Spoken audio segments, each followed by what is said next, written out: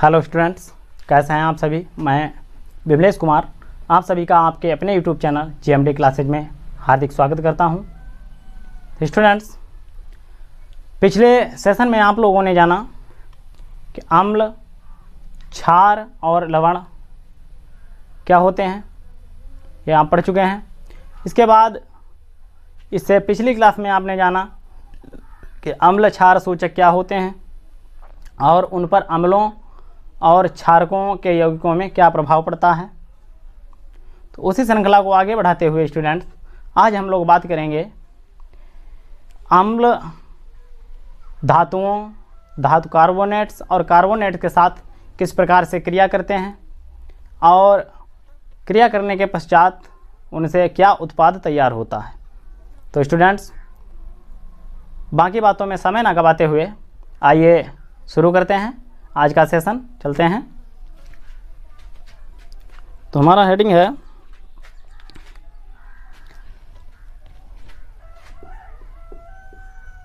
अम्ल धातुओं से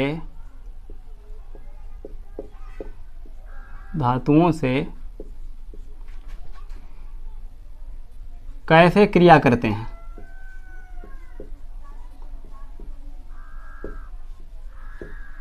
कैसे क्रिया करते हैं, जरा एक बार बताइए, स्पष्ट दिखाई दे रहा है या नहीं।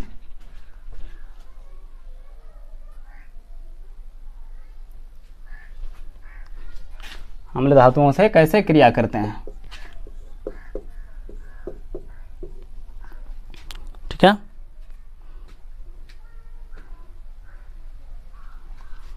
तो स्टूडेंट्स, जब कोई धातु किसी प्रबल अम्ल से क्रिया करती है तो वह हाइड्रोजन गैस बाहर निकालती है और साथ ही लवण बनाती है। तो इसे हम इस तरह से लिख सकते हैं,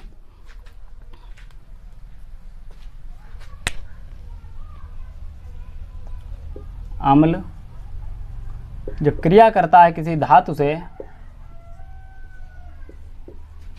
तो लवण बनाता है और साथ ही बनाता है हाइड्रोजन गैस।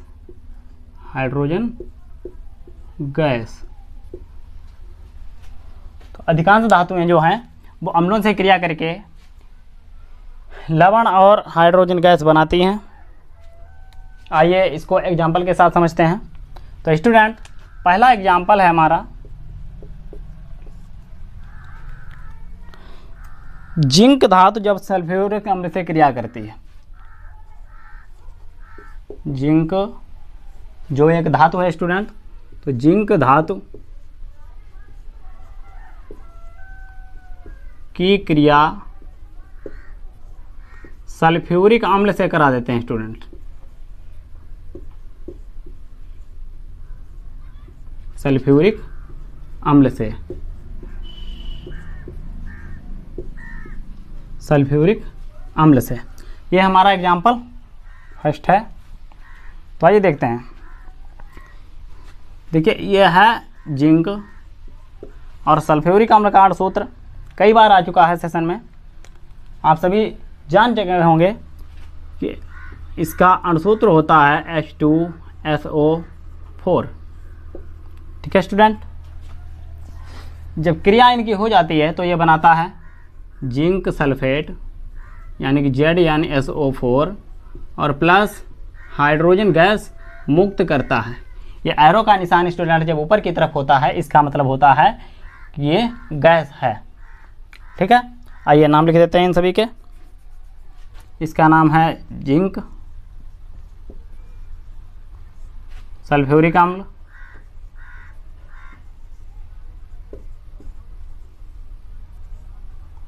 सल्फ्यूरिक अम्ल। यह है जिंक सल्फेट,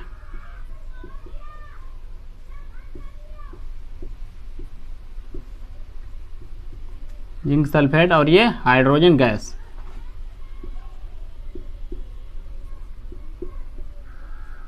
हाइड्रोजन गैस, ठीक है स्टूडेंट। समझ में आया होगा। देखिए मैंने लिखा है कि अम्ल और धातु की क्रिया होती है, तो ये अम्ल है हमारा, ये धातु है। इसको चाहे तो हम ऐसे लिख सकते थे, H2SO4 इधर लिख लेते, जिंक इधर लिख लेते। तो जिंक धातु है, सल्फ्यूरिक अम्ल ये एसिड है। जब इनकी क्रिया होती है तो जिंक सल्फेट, और जिंक सल्फेट क्या है, एक लवण है और साथ ही हाइड्रोजन गैस बनती है स्टूडेंट। ठीक है, आइए दूसरी क्रिया की बात करते हैं। इस बार कोई दूसरा एसिड ले लेते हैं। तो दूसरा एग्जाम्पल है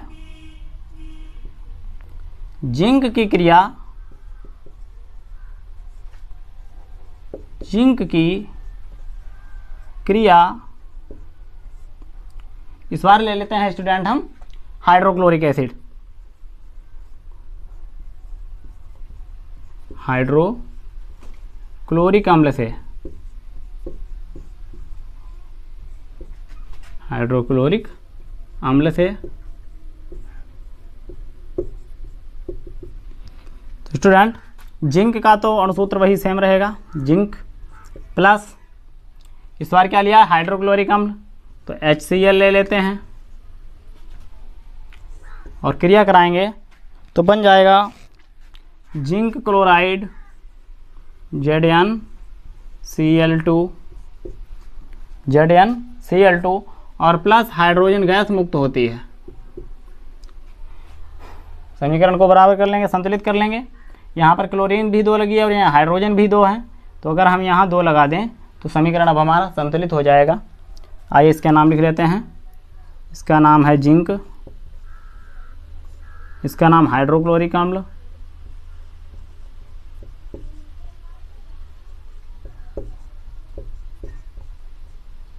हाइड्रोक्लोरिक अम्ल,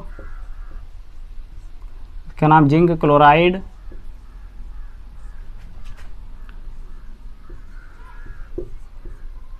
जिंक क्लोराइड और ये हाइड्रोजन गैस, हाइड्रोजन गैस। तो स्टूडेंट ये क्रिया जो हैं कि कई तरह से आपसे पूछी जा सकती है। जैसे ये पूछा जा सकता है क्या होता है जब कोई धातु लवण से क्रिया करती है, तो आप बताएंगे कि अम्ल जब कोई धातु से क्रिया करता है तो लवण और हाइड्रोजन गैस बनाता है, हाइड्रोजन गैस विस्थापित हो जाती है और लवण बनता है। या पूछ ले जिंक धातु की क्रिया सल्फ्यूरिक अम्ल से होती है तो क्या होता है, तो हम इस तरह का रासायनिक समीकरण बनाएंगे, जिंक प्लस सल्फ्यूरिक अम्ल, तो बनेगा हमारा जिंक सल्फेट और हाइड्रोजन। जिंक सल्फेट क्या है, एक लवण है, हाइड्रोजन गैस है जो वातावरण में मुक्त हो जाती है। उसी तरह से जिंक की क्रिया अगर करा दें हाइड्रोक्लोरिक अम्ल से तो क्या बनता है, तो ये समीकरण लिखेंगे जिंक प्लस हाइड्रोक्लोरिक अम्ल, जिंक क्लोराइड बनता है और हाइड्रोजन गैस मुक्त होती है स्टूडेंट। तो आशा करता हूँ आपको समझ में आ रहा होगा। अब एक दूसरा ले लेते हैं एग्जाम्पल हम, जिंक की ही क्रिया करा दें अगर हम, किसके साथ करा दें स्टूडेंट, इस बार करा देते हैं एसिटिक अम्ल के साथ। जिंक की क्रिया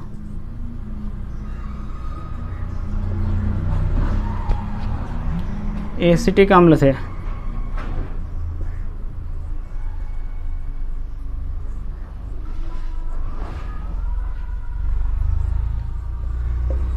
जिंक की क्रिया एसिटिक अम्ल से। आगे लिखते हैं जिंक प्लस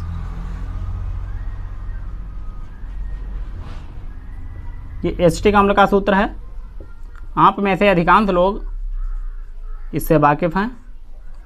एसिटिक अम्ल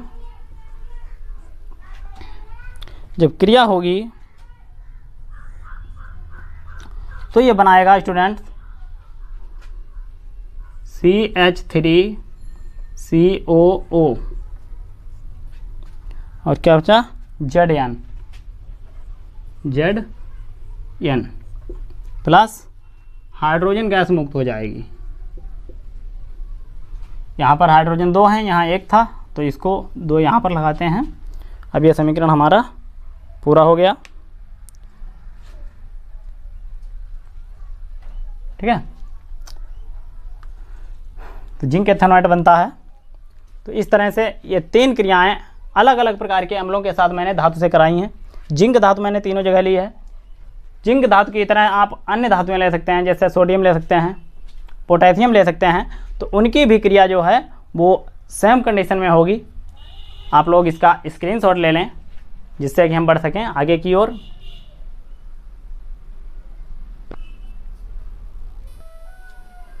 तो स्टूडेंट्स, मैं आशा करता हूँ कि आप लोगों ने स्क्रीनशॉट ले लिया होगा। अब हम इसको इरेज करते हैं। मैंने इसको इरेज कर दिया है। अब स्टूडेंट, हम लोग बात कर लेते हैं कि अम्ल जो है वो धातुओं से की बजाय कार्बोनेट और धातु कार्बोनेट से क्रिया कैसे करते हैं। तो अम्ल कार्बोनेट व धातु कार्बोनेट से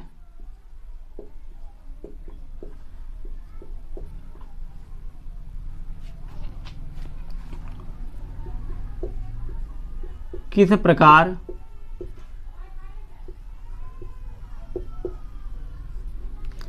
प्रकार अभिक्रिया करते हैं।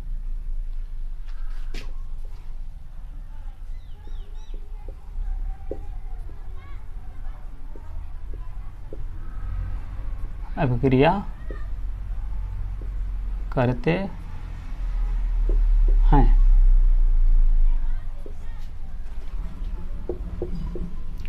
ठीक है स्टूडेंट, तो अब हम जानेंगे कि अम्ल कार्बोनेट और धातु कार्बोनेट से किस प्रकार से अभिक्रिया करते हैं। तो फिर से लिख लेते हैं, धातु कार्बोनेट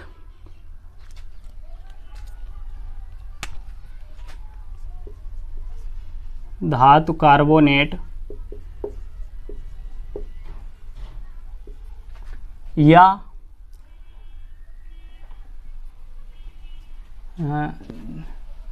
कार्बोनेट, सॉरी यहाँ थोड़ा सही करके लिखेंगे।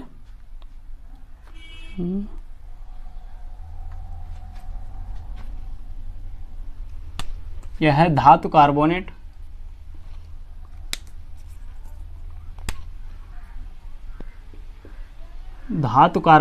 और धातु हाइड्रोजन कार्बोनेट।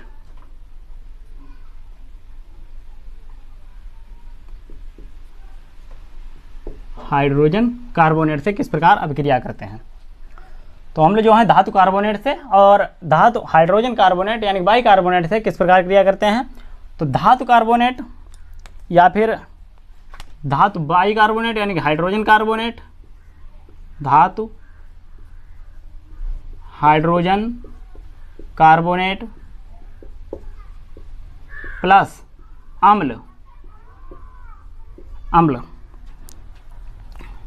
ये बनाता है। जब इनकी क्रिया होगी इस प्रकार से तो ये पहली बात तो लवण बनाता है। क्या बनाता है स्टूडेंट? लवण बनाता है।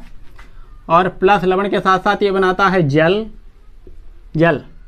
और साथ में कार्बन डाइऑक्साइड गैस जो है वो विस्थापित करता है। कौन सी गैस विस्थापित करता है? CO2 गैस जो है वो विस्थापित करता है।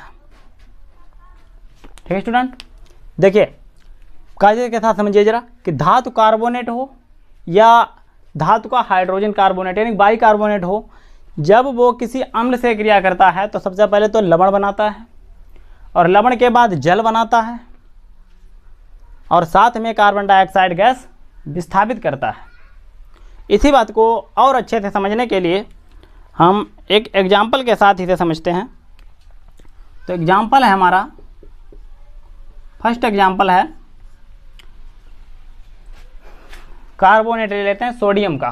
तो धातु कार्बोनेट यानी कि Na2CO3, इसकी क्रिया करा देते हैं हम हाइड्रोक्लोरिक एसिड के साथ।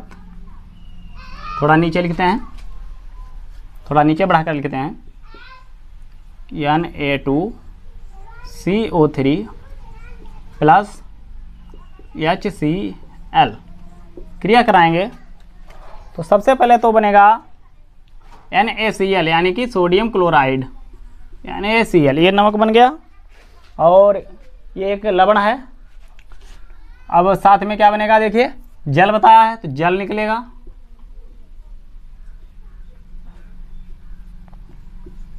और साथ में निकलेगी आपकी carbon dioxide gas, carbon dioxide gas. ठीक है, तीनों चीज़ें मिल गई। अब एक बार समीकरण को संतुलित कर लेते हैं। देखिए यहाँ पे लगा है Na के साथ में 2, तो यहाँ भी हम लगा देते हैं 2।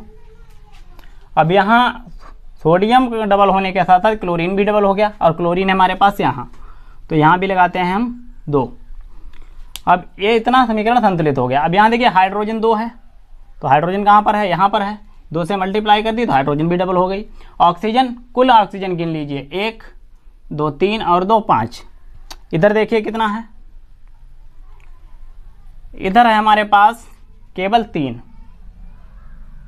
अब अगर इधर 3 है तो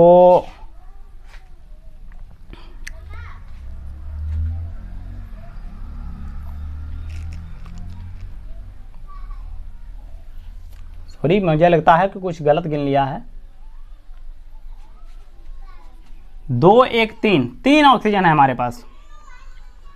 इसको जरा हटा देते हैं, इसको गिन लिया था शायद मैंने, इसको यहाँ पर लिख लेते हैं ऊपर बढ़ा के थोड़ा, CO2। देखिए मैंने हटाया नहीं है, मैंने केवल स्थान परिवर्तित कर दिया, ठीक है, जिससे हम इसमें ना गिनती कर सकें।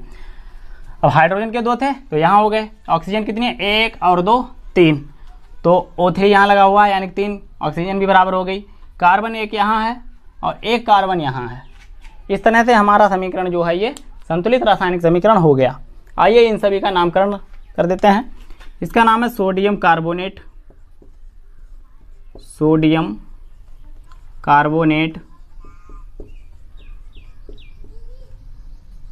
सोडियम कार्बोनेट, और इसका नाम हाइड्रोक्लोरिक अम्ल, हाइड्रोक्लोरिक अम्ल। इसका नाम है सोडियम क्लोराइड यानी कि नमक, सोडियम क्लोराइड यानी कि नमक। इसको तो आप सभी पहचानते ही हैं, जल है, जल के बिना जीवन संभव ही नहीं है। ठीक है, और ये क्या है, ये हमारी गैस है, carbon dioxide gas, carbon dioxide gas है।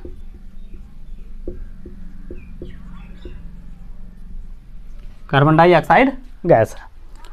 एक दूसरे एग्जाम्पल के साथ समझते हैं। इस बार ले लेते हैं बाइकार्बोनेट, तो बाइकार्बोनेट ले लेते हैं इस बार। दूसरा एग्जाम्पल है हमारा सोडियम बाइकार्बोनेट से, सोडियम बाइकार्बोनेट से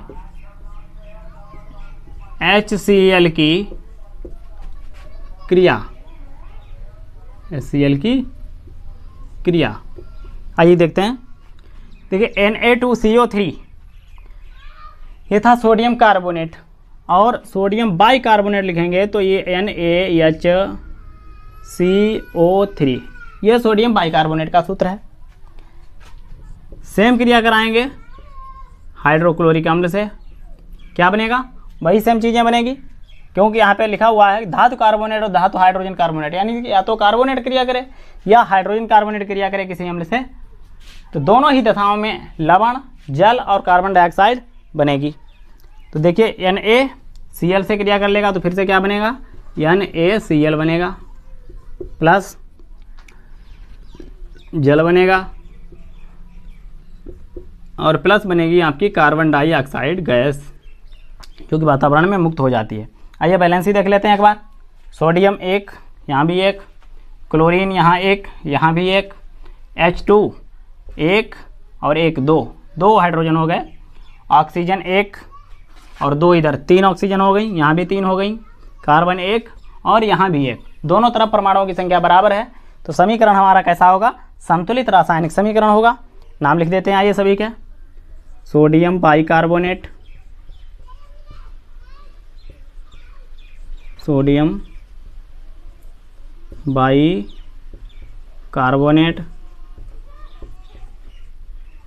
और इसका नाम हाइड्रोक्लोरिक अम्ल, हाइड्रोक्लोरिक अम्ल, इधर सोडियम क्लोराइड अर्थात नमक, ये आपका जल, और ये कार्बन डाइऑक्साइड,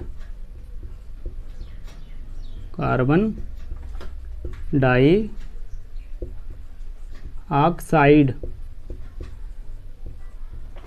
कार्बन डाइऑक्साइड। ठीक है, इसी तरह से धातु बदल जाएगी कार्बोनेट बाइकार्बोनेट के साथ क्रिया करें। जैसे सोडियम की जगह पे हो सकता है पोटेशियम हो, या उसी तरह से हो सकता है कि कैल्शियम हो। तो इस तरह से धातु बदल जाएगी, बाकी क्रिया जो है ये सेम रहेगी। तो आप लोग इसका भी स्क्रीनशॉट ले लें।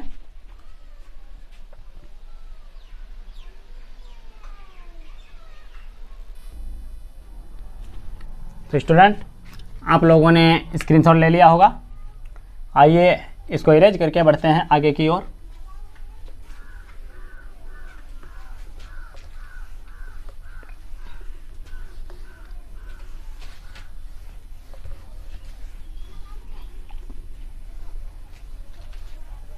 आइए आगे बढ़ते हैं स्टूडेंट। इस बार हम क्रिया कराते हैं क्षारकों के साथ नहीं, अम्ल के साथ धात्विक ऑक्साइड की। तो आइए देखते हैं, अम्ल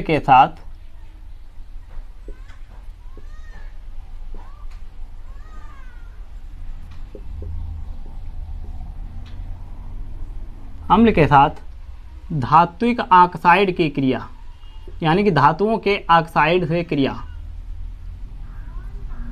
ऑक्साइड से क्रिया।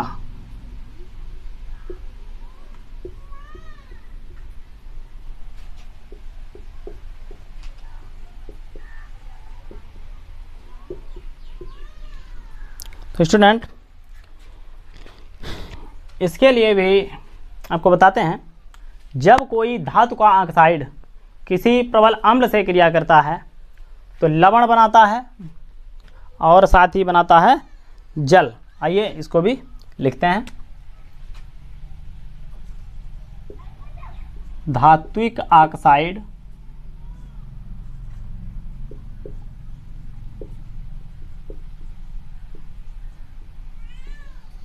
प्लस किसके साथ क्रिया कराएंगे? अम्ल के साथ।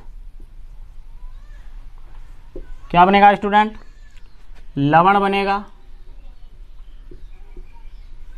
और साथ ही बनेगा जल। तो आइए स्टूडेंट, इसे हम एक एग्जाम्पल के साथ करके देखते हैं। तो स्टूडेंट, जब कॉपर ऑक्साइड की क्रिया हम कराएंगे हाइड्रोक्लोरिक अम्ल के साथ तो कॉपर क्लोराइड और जल बनता है। आइए देखते हैं।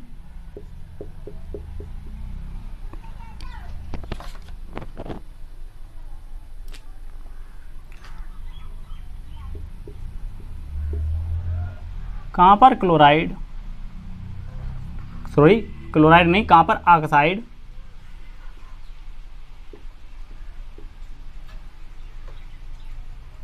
की क्रिया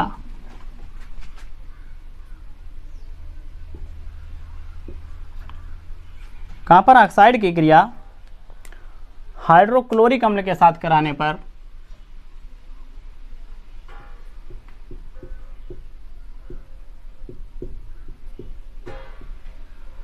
हाइड्रोक्लोरिक अम्ल से कराने पर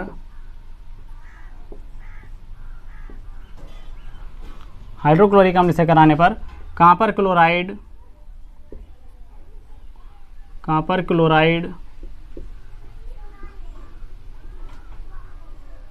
व जल बनता है।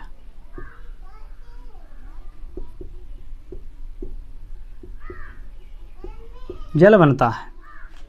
समीकरण लिखते हैं CuO, ठीक है। CuO किसका अणुसूत्र है? तो ये है कॉपर ऑक्साइड का क्रिया कराएंगे HCl के साथ, क्या बनेगा, कॉपर क्लोराइड यानी कि CuCl2 बनेगा, प्लस बनेगा जल। तो यहाँ पर क्लोरीन 2 है, हाइड्रोजन भी 2 है, यहाँ दोनों चीज़ें एक परमाणु में हैं, तो इसको 2 से मल्टीप्लाई कर देंगे, ये समीकरण हमारा संतुलित हो जाएगा। इसका नाम क्या, कॉपर ऑक्साइड, कॉपर ऑक्साइड। इसका नाम हाइड्रोक्लोरिक अम्ल, आप सभी जानते हैं, हाइड्रोक्लोरिक अम्ल। और ये कॉपर क्लोराइड, कॉपर क्लोराइड, ये जल। ठीक है, इसी प्रकार से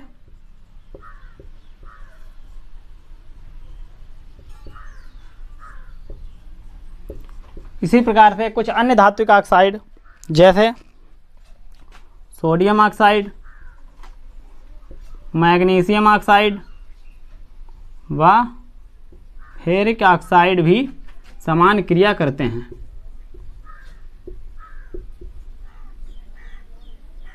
समान क्रिया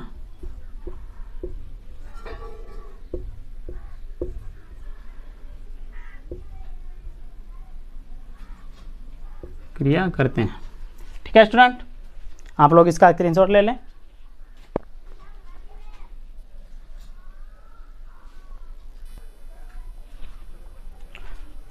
तो स्टूडेंट, आशा करता हूं आप लोगों ने स्क्रीनशॉट ले लिया होगा। आइए बढ़ते हैं आगे की तरफ।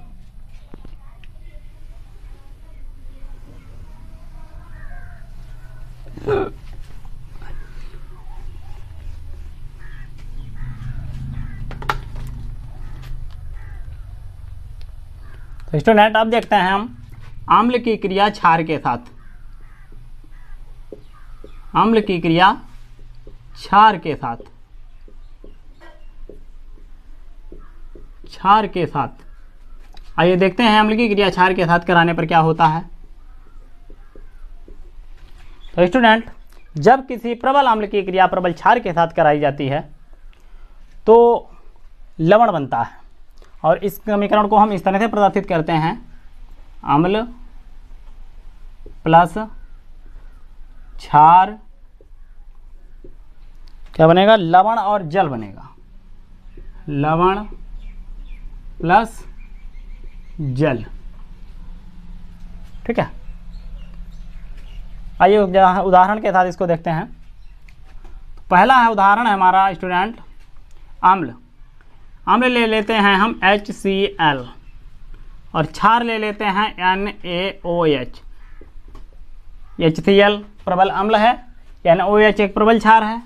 क्रिया करा देंगे स्टूडेंट NaCl प्लस H2O। देखिए ये लवण है, क्या है, ये नमक, NaCl यानी कि सोडियम क्लोराइड क्या है, नमक है, और ये जल है। इसको आप सभी जान ही चुके हैं, हाइड्रोक्लोरिक अम्ल, हाइड्रोक्लोरिक अम्ल। और ये सोडियम हाइड्रोक्साइड,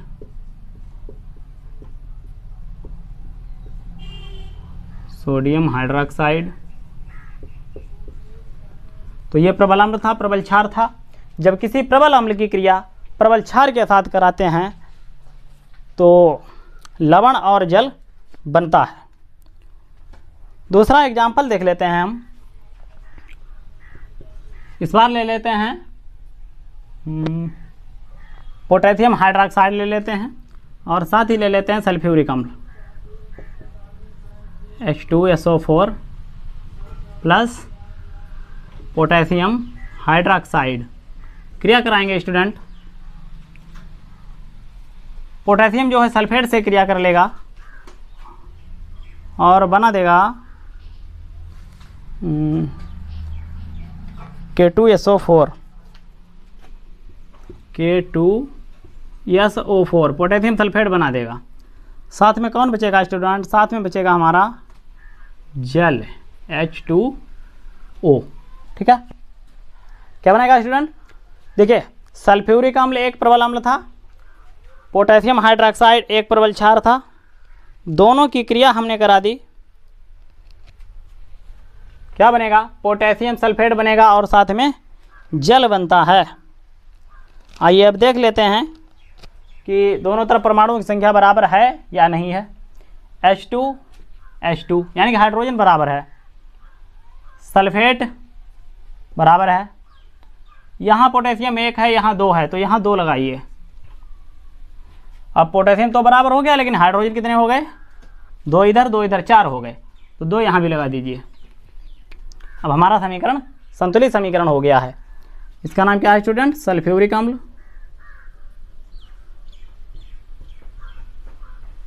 सल्फ्यूरिक अम्ल,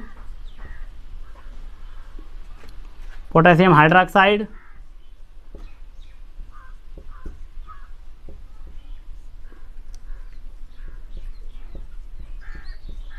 पोटेशियम हाइड्रोक्साइड, K2SO4 यानी पोटेशियम सल्फेट,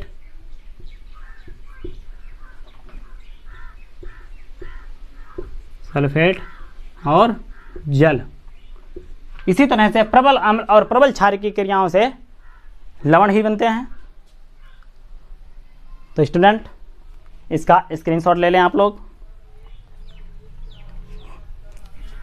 मैं उम्मीद करता हूं आपने इसका स्क्रीनशॉट ले लिया होगा। तो स्टूडेंट आप सभी जो भी अणुसूत्र लिखे हुए हैं इनको अवश्य ध्यान में रखें, साथ ही नोट्स अवश्य बनाते हुए चलें, जिससे परीक्षा के समय आपको रिवीजन करने में बहुत आसानी हो जाएगी। और जिन लोगों ने अभी तक चैनल को सब्सक्राइब नहीं किया है वो लोग चैनल को सब्सक्राइब करके घंटी वाला बटन ज़रूर दबाएं, जिससे कि हमारे द्वारा प्रोवाइड की जाने वाली वीडियो आप तक पहुंचे सबसे पहले।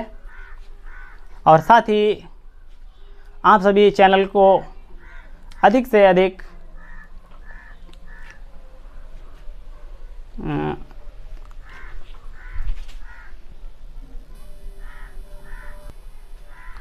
लोगों तक पहुंचाने की कोशिश करें, जिससे कि आपके साथ साथ और भी लोग पढ़ाई कर सकें और अच्छा रिजल्ट लेकर आएं। तो स्टूडेंट जो लोग भी आपके जान पहचान वाले मित्रगण या रिश्तेदार पढ़ाई कर रहे हैं उन सभी को चैनल को शेयर करें और सब्सक्राइब करने के लिए कहें, क्योंकि हमारे चैनल पर किसी एक सब्जेक्ट की नहीं बल्कि यूपी बोर्ड के लिए ये चैनल बनाया है। तो यूपी बोर्ड के लगभग सभी विषयों की तैयारी हमारे चैनल पर फ्री ऑफ कॉस्ट कराई जाएगी। कोई भी खर्चा आपको इसको पे नहीं करना है, बस केवल आपको मेहनत करनी है। जो भी वीडियोज प्रोवाइड कराई जाएं आप अपनी कक्षा के अनुसार उन वीडियो को देखें, साथ ही उनके नोट्स बनाएं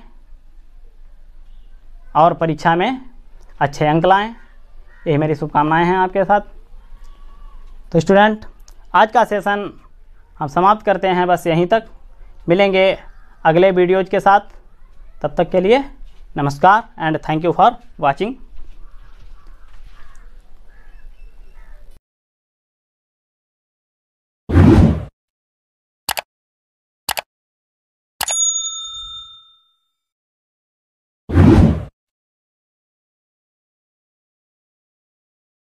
Thank you.